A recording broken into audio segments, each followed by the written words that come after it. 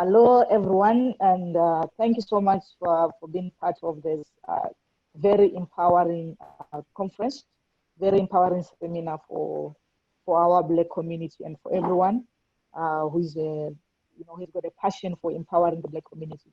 So today we have Colin, we have Trek, and we have Trey, and we are going to be talking about enhancing community-based education through the blockchain.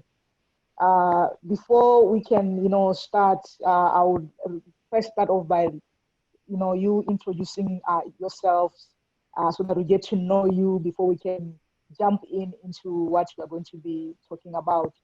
So we can start with you, Telly, and we can have Trek, and we have Troy if they're around. And if you can introduce yourself as to what you are doing in the space and what this means to you before we can jump into the conversation of today. Okay, thanks, Okani. My name is Telly Valerie Onu. I'm coming to you live all the way from Nevis. I hope you can see my background. Nevis beautiful, in the West Indies. St. Kitts and Nevis, yeah, and specifically Nevis Island in the Caribbean. Okay. What we do here, I am the co-founder and Chief Governance Officer of Beyond Capital Markets, which is a digital asset and digital financial market infrastructure firm. Our focus is really asset management, as well as in fostering capital market, leveraging our digital financial market infrastructure. Also, on another hat I wear, I'm also the head of governance and execution of Bantu Blockchain Foundation, and yeah. And we also have an incubator called Pro House Labs based in the US, which kind of focuses on fintech and wellness companies. So Beyond actually came out of our incubator. It's almost like a incubator idea lab. So what we have been doing for the last number of years is focusing on building out a framework for digital finance, specifically looking at a combination of both decentralized and centralized, where we see the future of finance going. We're not totally there when it comes to absolute decentralized finance. So our digital financial market infrastructure is a combo. It's a hybrid between digital, centralized, as well as decentralized. And as should I say, as the industry evolves and gets to the point of being less distributed and more decentralized, I think we'll be in a position there. Okay, thank you so much, Telly. Who do we have? You can go ahead. We have Colin. Trek. Yeah, so I want to say it's very good to be here this evening. I am calling live and fresh from Shanghai, China, and it's my honor to once again be joining you guys. My name is Colin Thompson. I am a co-founder of Exchange Platform, and Exchange Platform is an educational platform that utilizes artificial intelligence and blockchain technologies to provide assessments, training, and coaching to, I call, young adults, college students, and adults. We really focus on adults who are looking to develop those soft skills that allows them to be valuable in today's workforce. We also focus on hard skills, but as we find today, the hard skills are somewhat easy to be able to identify and to obtain. But those soft skills, how do you communicate? How are you able to work in diverse environments? And as you know, for a lot of people in the Black community, them being able to find off-the-job training, being able to afford training, and being able to learn how to do what? Learn how to now be able to integrate in a more professional, diverse environment. And we think that by utilizing blockchain, it can really incentivize individuals to continue their education. What I mean by that is, several times, one of the barriers to seeking what I would call off-the-job education is the cost of education. By utilizing our platform and blockchain technologies, we provide an incentive.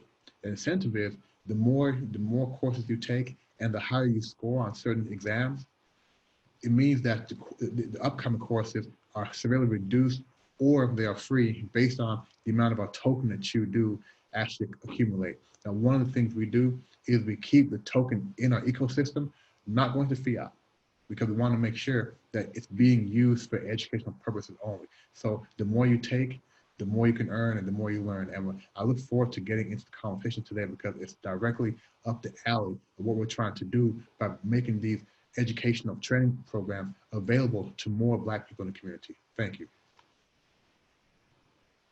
Thank you so much. Trek, I'd love to hear from you. Unmute your mic. I think your mic is muted. There we go. Hola, hola. My name is Trek with 2Ks. I have a little consulting company called Trek Smart Consulting. And my basic thing now, COVID has brought me to the pivoting point of going from education into storytelling, AKA branding.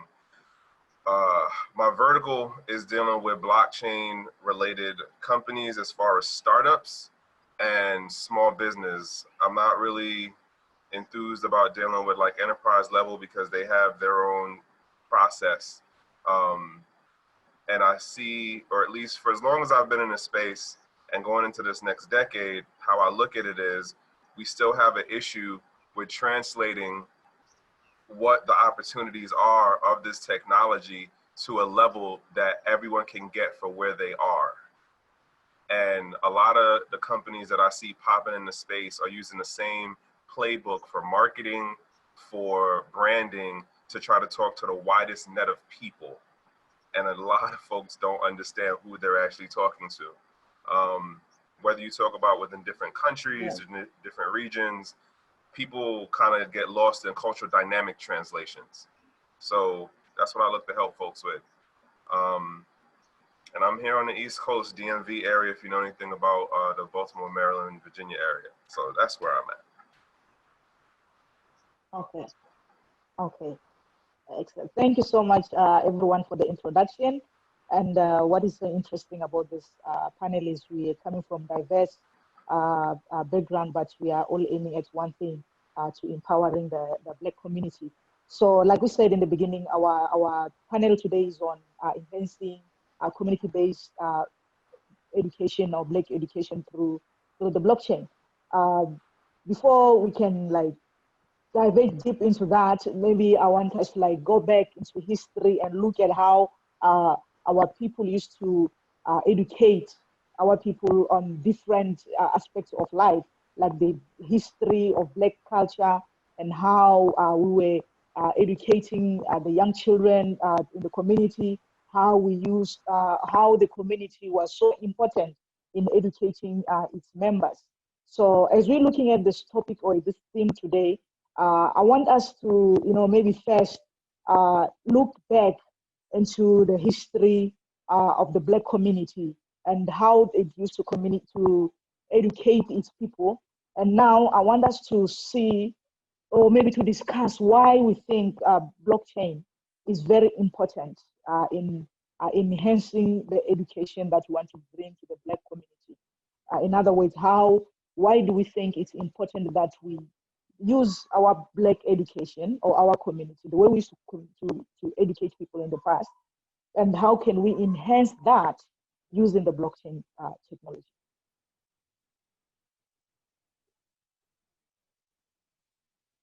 Is that anybody So go we're going first? to just discuss this.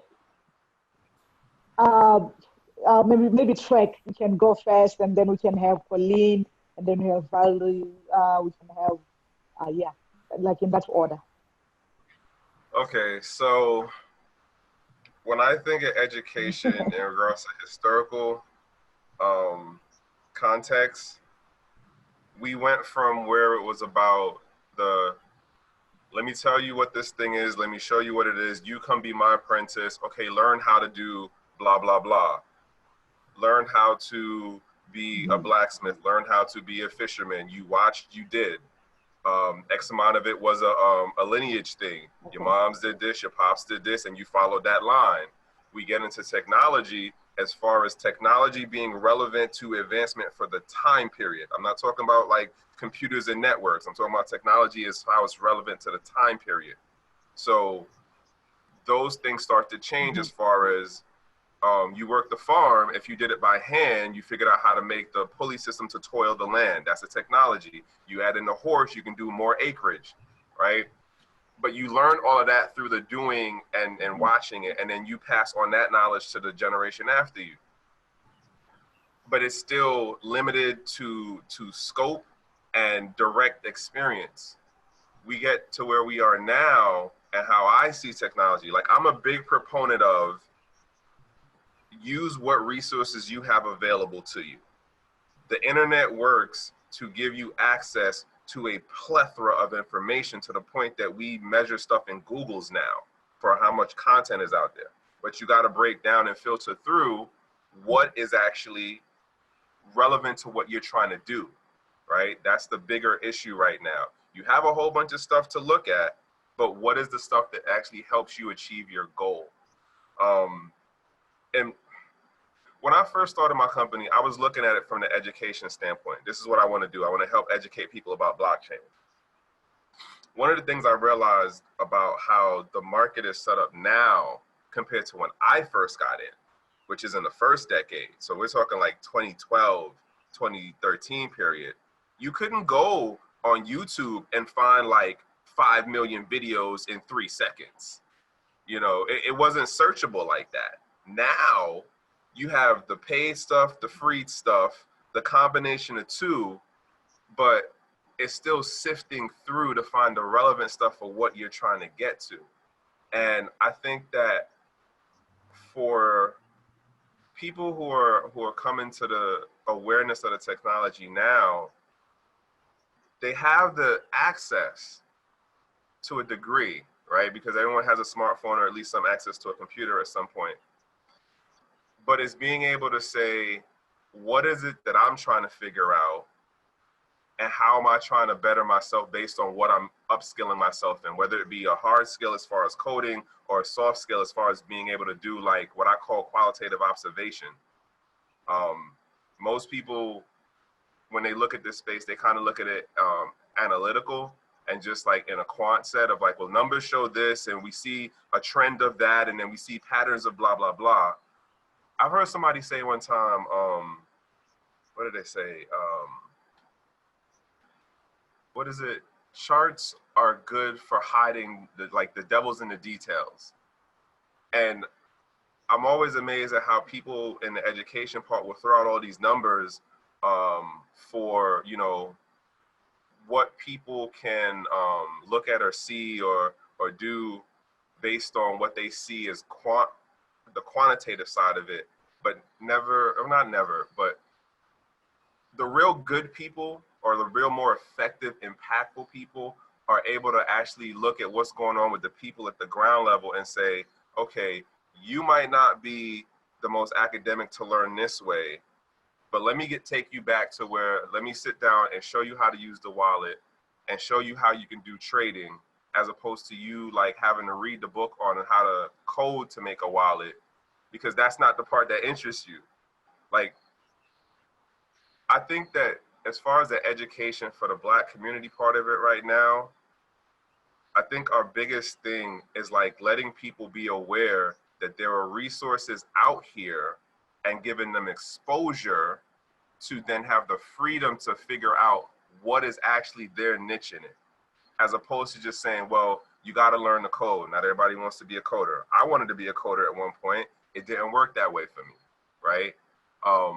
But when it comes to this, like understanding cultural dynamics and talking to different people in the space, that was something I had to go through over 2 years to figure out, okay, I'm not a coder, but I'm really good at talking with people and understanding the nuances and the things that you don't necessarily say directly.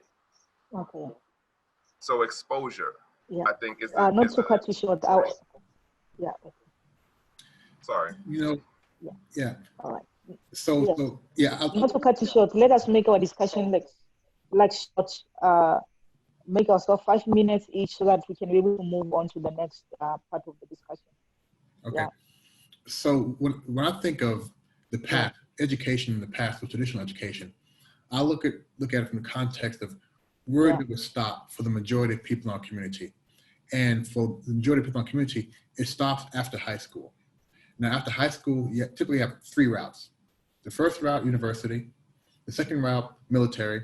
The third route, you can go to work. You can start working. A lot of times, a lot of people taking that last route, going to work, they never really circle back and continue their education. I think what blockchain brings, now there's 2 sides, and Chuck was talking one side of it about becoming a subject matter expert in blockchain. And if you think about, and if you believe in blockchain, then you understand the benefits and the long-term impact of blockchain. That also means that because it is relatively new, if we're able to educate people now on how to educate themselves, in a number of short years, they can literally be industry leaders, subject matter experts who have a track record. That's one way, right? Learning different aspects of blockchain and how to use blockchain and how to build a business that helps people to utilize blockchain. The other side is looking at how can you continue your education and own your education. Meaning, a lot of times, right now, I don't own my university transcripts, okay? I must go back to my university, I must pay them money, and then they'll be my transcripts. It gets messy. If you have somebody who finished high school and has taken over the years some online education, he may not have access to the records. What blockchain does now, blockchain allows you to store your digital certificates. So for example, if you find a training organization that is powered by blockchain, they can take some legitimately proven courses. They take those courses, they earn certifications, and they now own those certifications. So as they're applying for jobs, they can now share those digital certificates, because in a few years, the resume game is over, right? The resume game is over. People will be using digital credentials. Now, those credentials exist today, but you still don't have ownership of it. What blockchain does allows you to own those. And again, over time, you now have a track record of how you've enhanced your skills. And I can say that those who are hiring, they now want to find another way to be able to prove or see that people are qualified for the opportunities. And again, I think one thing we have to remember is when we invite people in to use blockchain applications or learn blockchain, we have to make it not so intimidating. So I say it really doesn't matter what the technology is, as long as it helps people in our community to have access to education, have access to continuous education, and then again, to own their records. So I think that's one pivot from the traditional way of education, of learning, where there was somewhat of a gap to it. So I think this is another way for us to really help our communities and help people in our communities to always have access to training and own their records, education records.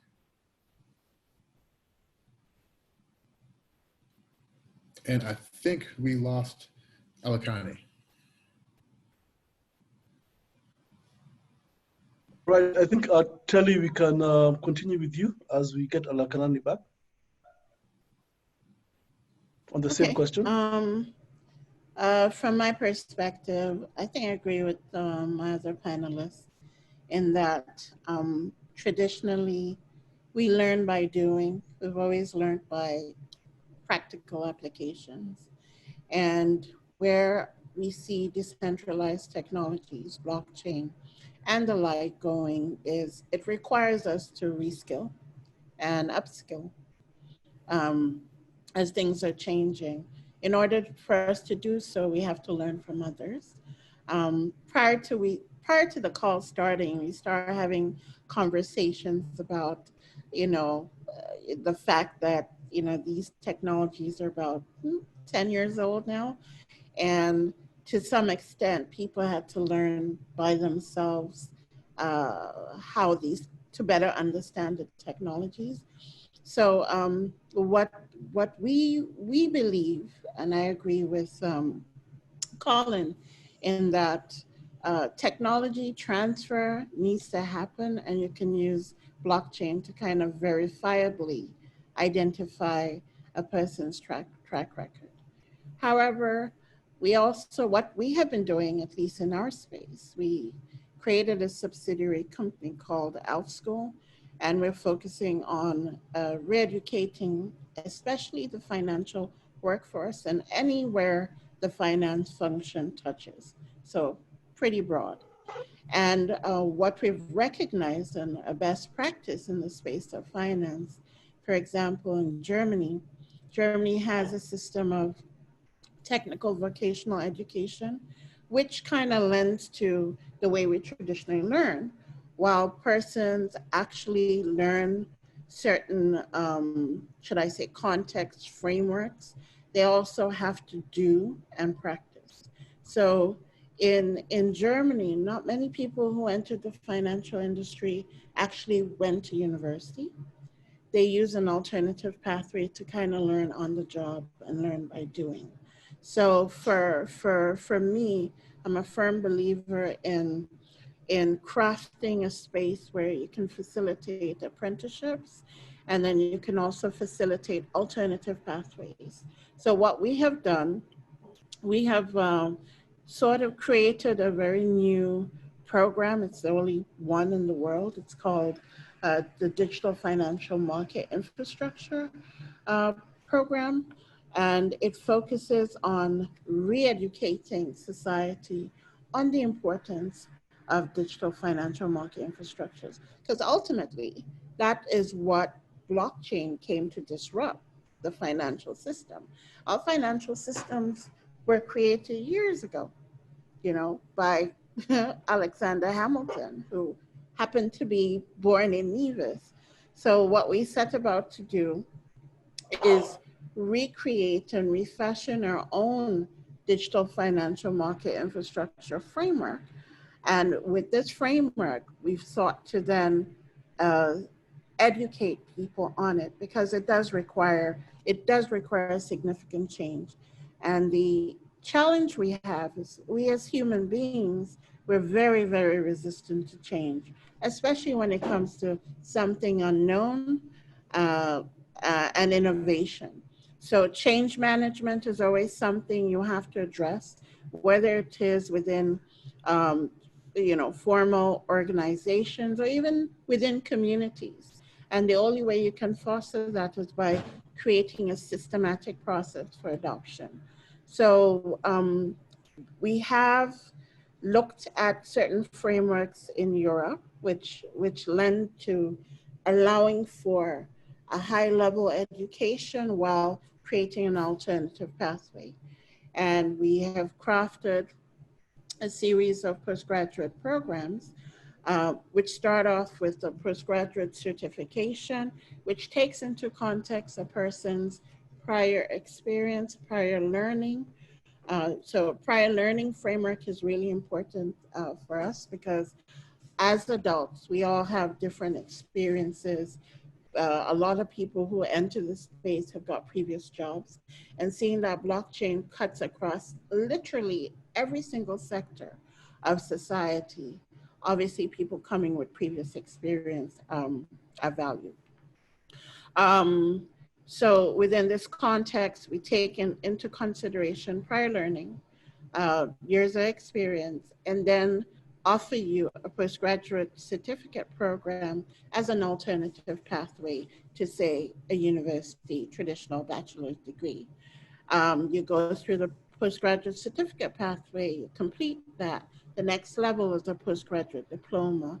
And these programs, while they offer you the academic qualification, they also provide you with a very, very practical solution. So while they're going through the program, it's literally a very immersive experience where they have to do, and they have to also do quite a number of assignments. So it also combines certain levels of apprenticeships as well.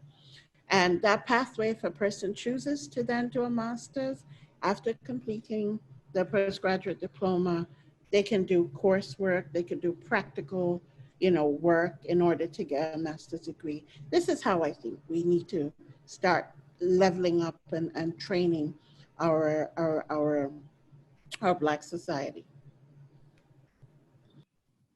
Okay. Thank you so much. So far with our discussion, we can agree that we need to like reinvent the way our education is done. We need to implement new methodologies or new technologies that can help enhance what we want our community to have. So maybe on the next question that I want us to look at, maybe is to look at the solutions that can be built in order for us to enhance this Bitcoin or blockchain technology or blockchain solutions for our people. When we look at what is happening today, we see an expansion and a spread across, the spread of use of the blockchain across different industries, So my question right now to you, I think this one will go to Colin. You are the one who's going to take it first. What blockchain technologies or solutions do you feel are relevant in building a strong Black community education system or an education system for the Black community? What solutions do you think are really relevant? What is it that we need to do so that we can help, enhance this education for our community? Yeah, Elkani, thank you for the question. I'm glad you allowed me to go We have got first. 20 minutes left. Yeah.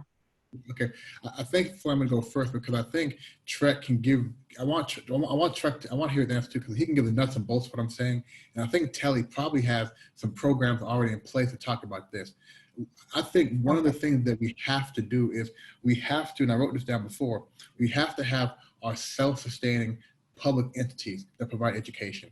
And when I say public, I don't mean government-backed, government-supported. I mean public that everybody can have access to these learning facilities. These are facilities that potentially are utilizing, I'm not a cryptocurrency guy, right? But are utilizing cryptocurrencies or some sort of financial methods that allow them to fund themselves, whether that be having an ecosystem in a 5-block radius where this cryptocurrency can be used to purchase things.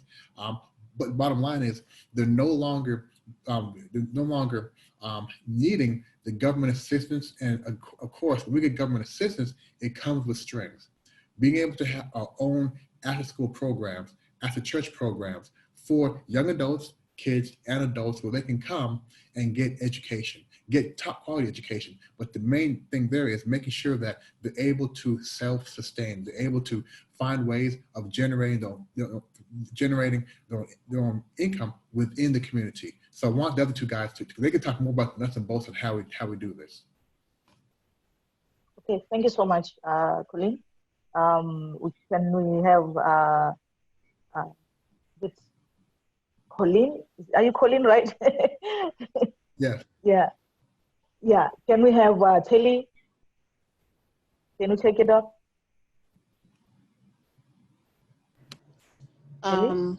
Yeah, sure. So what's relevant, what's missing? My big concern where blockchain is concerned is the vast majority of people who are getting into blockchain kind of just fall in it, and they have been part of, maybe they join different entities or different companies that are launching ICOs. But from what I find by being within the community itself, there's a lot of superficial knowledge with it, and a lot of people just kind of go off sound bites. So for us, it's extremely critical that we craft proper blockchain education. When you talk to some people, they don't even understand the fundamentals. So whatever happened, they go to YouTube and everybody will have their perspectives. And granted, that's informal type of education, but not all of it is actually grounded or based in a proper system. So I talk to some people and they don't even realize that blockchain actually facilitates or enables a new way of organization. understand things like ecosystem and an ecosystem business model. Within the context of community. Community is an ecosystem, and how blockchain actually facilitates decentralization. So what I see missing are these fundamental concepts as building blocks for persons to kind of understand. So I encourage all those who are crafting programs for the Black community, we have to bring it back to our story. Because for me personally, when you look at the Black community, whether you're looking at Africa or how we organize, from time memorial, we organized in such a manner of decentralization, right? We expanded, we built villages, we moved into territories, but we're still able to communicate in a decentralized manner and very, very effective. Governance.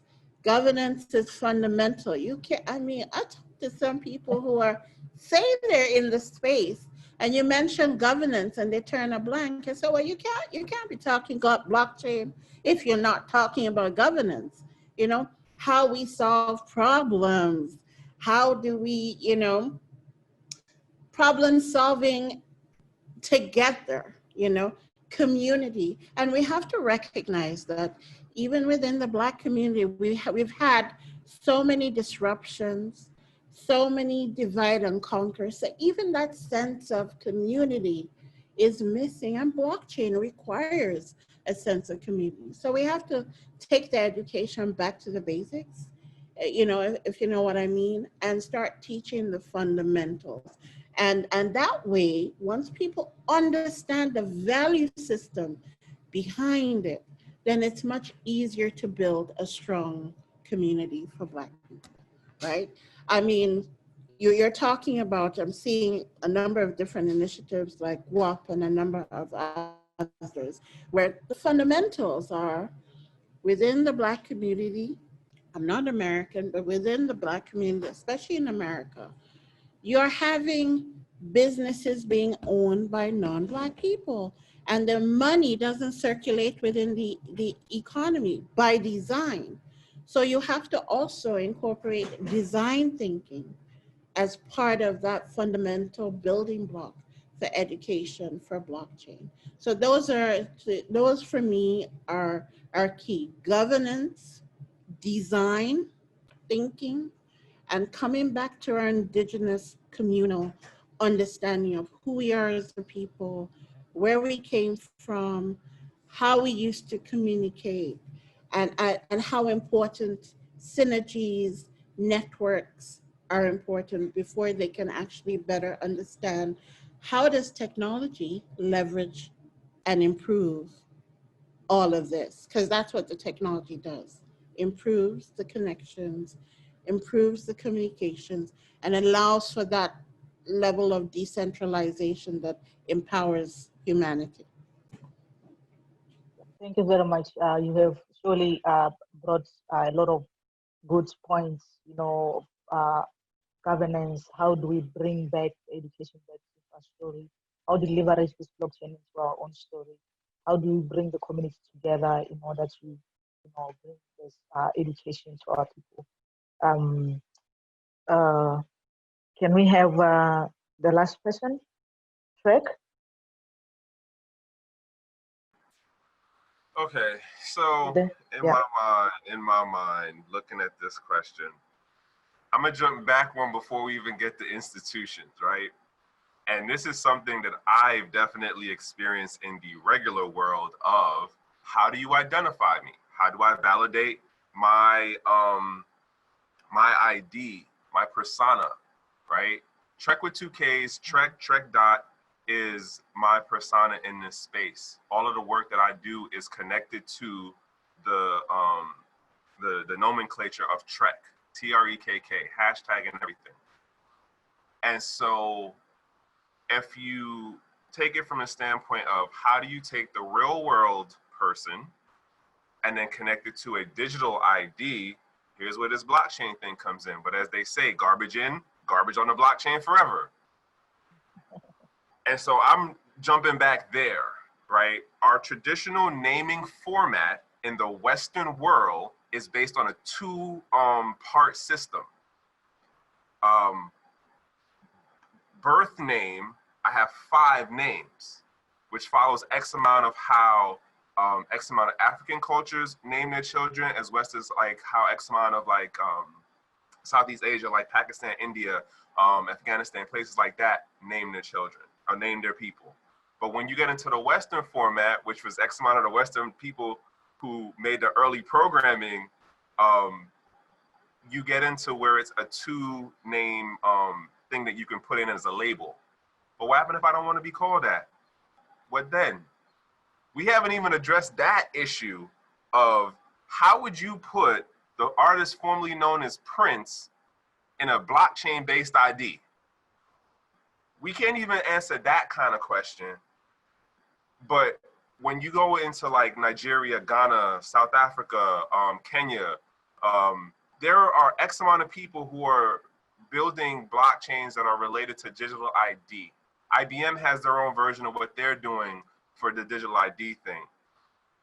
But we still haven't answered the simple question of, what do you do for the people who say, I have more than 2 names? What do you do for the people who say, well, I don't want to be called that particular enunciation of how you say Stephen, AKA Stephen, if you say the French way, right?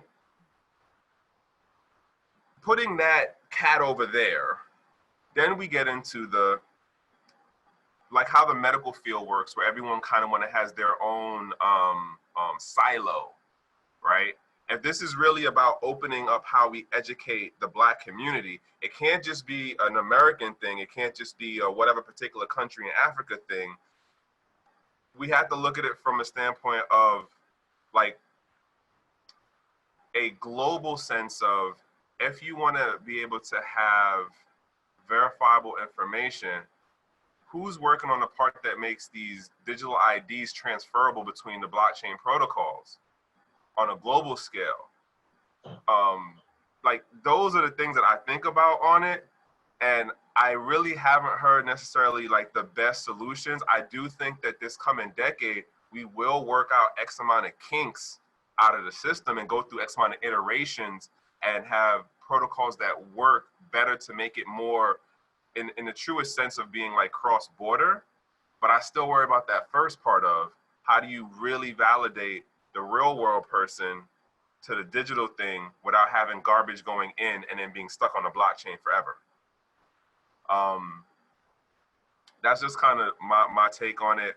As far as the education within the Black community though, I think that we need to look at it and also acknowledge that we are not homogeneous in how we think about stuff, how we experience stuff, and the cultural dynamics between us. So case in point, if you look at how family makes a clan makes a tribe, each family has their own little thing that they do, but they come together when they need to, when this clan has an issue with that clan, and then they come together when they need to as bigger clans, when the clan has an issue with at the tribe level.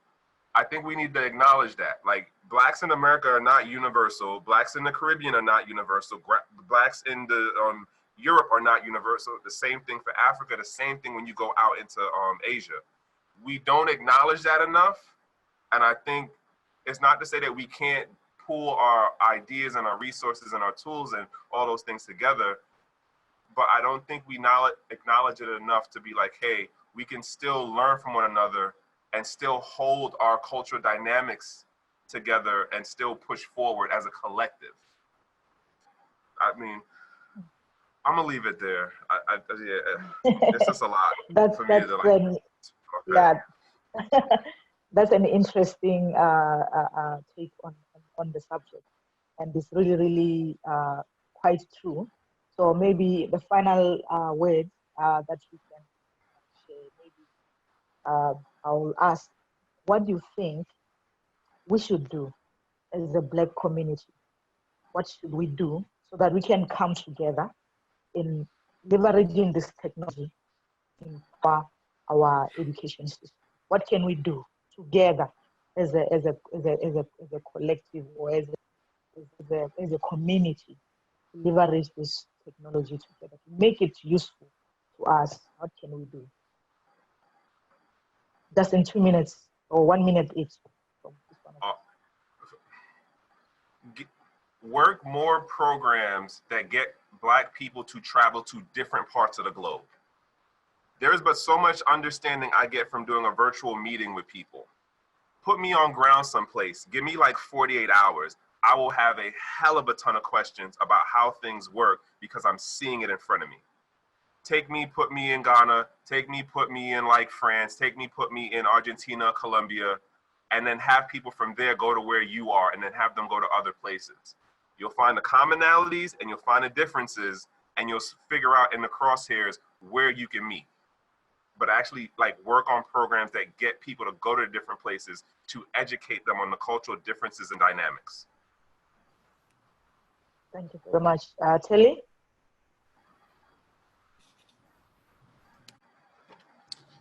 Hi, for me, my key takeaway really is we have programs available for the Black community, for those people who want to upskill. We recognize that with COVID, a lot of people have lost jobs all over, not just the US, but really all over the world. And the good news is people are hiring, but trust me, they're not hiring in the traditional sectors.